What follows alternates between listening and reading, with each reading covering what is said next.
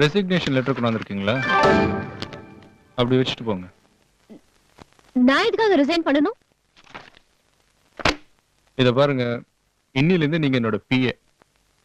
ஒரு நாளைக்கு 10-15 தடவை நீங்க நான் பார்க்க வேண்டியது வரும், என் கூட பேச வேண்டியது வரும், சம்டைம்ஸ் கூட லஞ்ச் சாப்பிட வேண்டியது வரும், அஃபிஷியலா வெளியூர் டூர் கூட போக சான்சஸ் இருக்கு.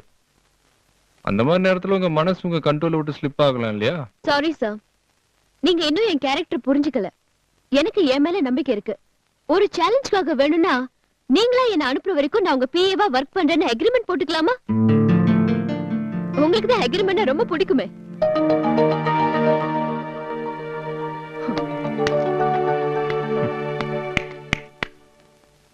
அக்ரிமெண்ட் போடுறது எனக்கு ரொம்ப பிடிக்கும்.